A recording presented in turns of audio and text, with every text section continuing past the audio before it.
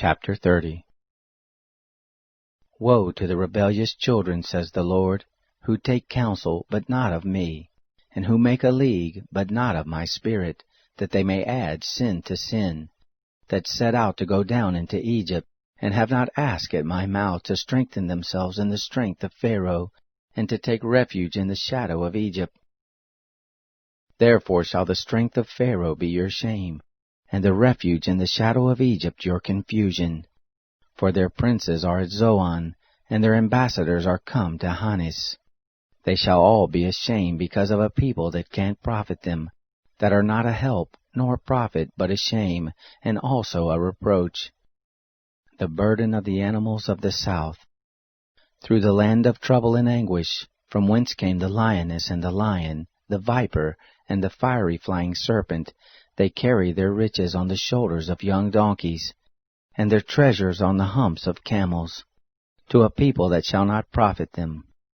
For Egypt helps in vain, and to no purpose. Therefore have I called her Rahab, who sits still. Now go, write it before them on a tablet, and inscribe it in a book, that it may be for the time to come forever and ever. For it is a rebellious people, lying children, children who will not hear the law of the Lord, who tell the seers, don't see, and to the prophets, don't prophesy to us right things, speak to us smooth things, prophesy deceits. Get out of the way, turn aside out of the path, cause the Holy One of Israel to cease from before us. Therefore thus says the Holy One of Israel, because you despise this word, and trust in oppression and perverseness, and rely thereon, therefore this iniquity shall be to you as a breach ready to fall, swelling out in a high wall, whose breaking comes suddenly in an instant. He shall break it as a potter's vessel is broken, breaking it in pieces without sparing, so that there shall not be found among the pieces of it a broken piece with which to take fire from the hearth, or to dip up water out of the cistern. For thus says the Lord, the Holy One of Israel, in returning in rest shall you be saved, in quietness and in confidence shall be your strength. You would not, but you said, No, for we will flee on horses, therefore shall you flee, and we will ride on the swift, therefore shall those who pursue you be swift. 1,000 shall flee at the threat of one, at the threat of 5 shall you flee, until you be left as a beacon on the top of a mountain, and as a sign on a hill. Therefore will the Lord wait, that he may be gracious to you, and therefore he will be exalted, that he may have mercy on you. For the Lord is a God of justice. Blessed are all those who wait on him. For the people shall dwell in Zion. At Jerusalem you shall weep no more. He will surely be gracious to you at the voice of your cry. When he shall hear, he will answer you. Though the Lord give you the bread of adversity, and the water of affliction, yet shall not your teachers be hidden any more, but your eyes shall see your teachers, and your ears shall hear a word behind you saying, This is the way, walk you in it, when you turn to the right hand and when you turn to the left. You shall defile the overlaying of your engraved images of silver, and the plating of your molten images of gold. You shall cast them away as an unclean thing.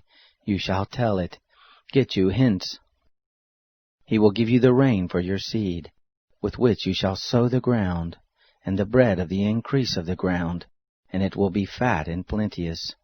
And that day will your cattle feed in large pastures. The oxen likewise and the young donkeys that till the ground will eat savory provender, which has been winnowed with the shovel and with the fork. There will be on every lofty mountain, and on every high hill, brooks and streams of water, in the day of great slaughter when the towers fall. Moreover, the light of the moon will be as the light of the sun, and the light of the sun will be 7-fold, as the light of 7 days, in the day that the Lord binds up the hurt of his people, and heals the stroke of their wound. Behold, the name of the Lord comes from far, burning with his anger, and in thick rising smoke. His lips are full of indignation, and his tongue is as a devouring fire, and his breath is as an overflowing stream that reaches even to the neck. to sift the nations with the sieve of destruction, and a bridle that causes to err shall be in the jaws of the peoples. You will have a song as in the night, when a holy feast is kept, and gladness of heart, as when one goes with a pipe to come to the mountain of the Lord, to the rock of Israel. The Lord will cause his glorious voice to be heard, and will show the lighting down of his arm, with the indignation of his anger, and the flame of a devouring fire, with a blast and tempest and hailstones.